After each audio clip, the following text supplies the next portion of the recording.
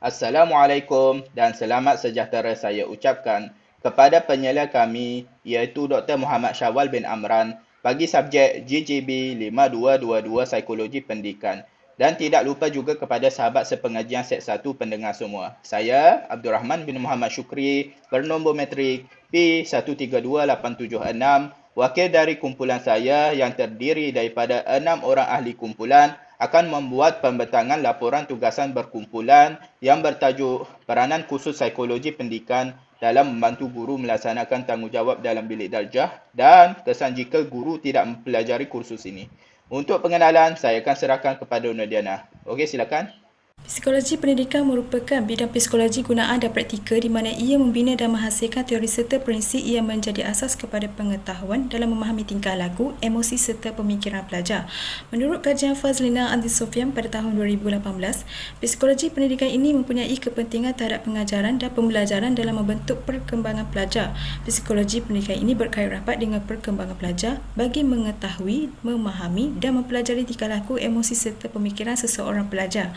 Kursus psikologi pendidikan ini dapat membantu guru mengetahui tingkah laku, emosi serta pemikiran pelajar bagi memudahkan proses pembelajaran dan pengajaran dapat dijalankan secara efektif di dalam bilik darjah. Dalam kursus psikologi pendidikan ini terdapat 3 teori perkembangan tingkah laku. Yang pertama adalah teori pelaziman klasik Pavlov, yang kedua teori pelaziman cuba jaya Thorndike, yang ketiga adalah teori pelaziman operant Skinner. Pembentangan seterusnya.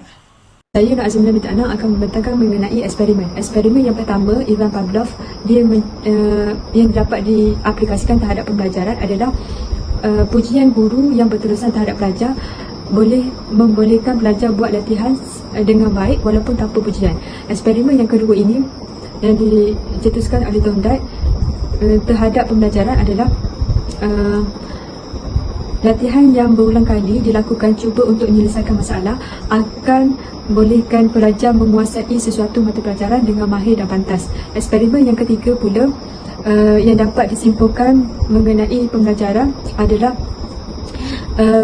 pelajar dapat pentingnya peneguhan dan dendaan, peneguhan untuk mengukuhkan tingkah laku pelajar dan dendaan untuk mengurangkan tingkah laku pelajar. Jadi sebagai contoh terhadap pembelajaran, dendaan, sebagai contoh dendaan itu tingkah laku pelajar buat bising dalam kelas, kesan dia guru bagi amaran kepada pelajar tersebut. Jadi tingkah laku masa depan pelajar berhenti daripada buat bising dalam kelas. Mungkin saya akan teruskan kepada Hafizah.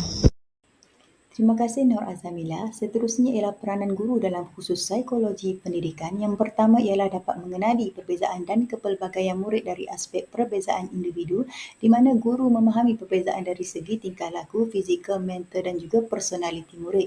Yang kedua ialah pelibatan murid dalam proses pembelajaran iaitu dari aspek tingkah laku murid, merangsang minda dan motivasi murid, merangsang emosi murid. Manakala yang ketiga ialah mengurus strategi pembelajaran iaitu strategi kognitif, strategi tingkah laku. Seterusnya peranan yang keempat iaitu proses pengajaran. Proses pengajaran boleh dibahagikan kepada dua iaitu dari segi pendekatan pengajaran dan juga pengurusan bilik darjah. Manakala peranan yang terakhir ialah mengenali perkembangan dan pertumbuhan murid dari aspek perkembangan fizikal, perkembangan personal, perkembangan sosial dan juga perkembangan kognitif. Seterusnya saya serahkan kepada Isnurin untuk menjelaskan tentang kesan jika guru tidak mempelajari khusus psikologi pendidikan. Terima kasih. Terima kasih. Nama saya Iznurin Tibiana Muhammad Mumtaz. Kesan yang ketara yang kita dapat lihat apabila guru tidak mempelajari kursus psikologi pendidikan adalah guru tidak dapat mengenal pasti dan memahami tingkah laku muridnya. Seringkali, guru tersebut akan tertanya-tanya mengapa aktiviti pembelajaran tidak berkesan dan pengurusan bilik darjah yang tidak terkawal. Hal ini timbul kerana pemilihan kaedah pengajaran yang tidak sesuai dengan jiwa murid yang pelbagai latar belakang dan kecerdasan yang menyebabkan murid itu berasa bosan dan hilang tumpuan untuk belajar. Berbeza pula dengan murid yang sangat pendiam. Lazimnya kita jumpa dekat sekolah rendah. Murid ini hanya berinteraksi melalui gelengan kepala dan ekspresi wajah. Guru sukar untuk mengendali murid tersebut dan menyebabkan murid tersebut berasa terabai.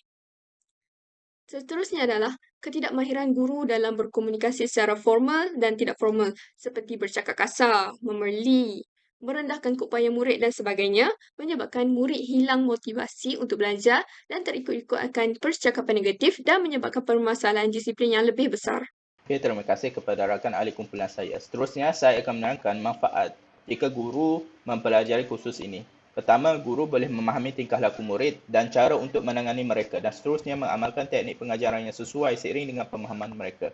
Kedua, guru boleh mewujudkan suasana pembelajaran yang lebih kondusif di dalam kelas dengan menggunakan teknik pengajaran yang lebih berkesan dan dapat menggunakan kaedah pengajaran yang sesuai seiring dengan tahap perkembangan dan penguasaan pelajaran murid itu sendiri. Selain itu, guru-guru juga dapat menguruskan sesi pembelajaran dan pengajaran dengan lebih baik dan dapat membantu dalam mengendalikan disiplin murid. Cara tidak langsung memberikan motivasi kepada murid dan dapat menerapkan nilai moral. Tambahan lagi, apabila guru memahami dan mengenal murid dengan sifat yang ada pada diri mereka, guru akan dapat memberikan bimbingan kepada murid dan memainkan peranan yang berbeza seiring dengan personaliti dan situasi murid itu di sekolah. Tidak hanya dalam pelaksanaan pembelajaran, tetapi juga berperanan sebagai pembimbing bagi mereka. Bimbingan adalah jenis bantuan kepada pelajar dalam membantu mereka mencari jalan penyelesaian terhadap masalah yang mereka hadapi. Okey, terima kasih. Terima kasih kepada rakan pembentang saya yang lain. Saya Nur Aina Adila, nombor matrik P132716 akan meneruskan pada bahagian akhir iaitu kesimpulan.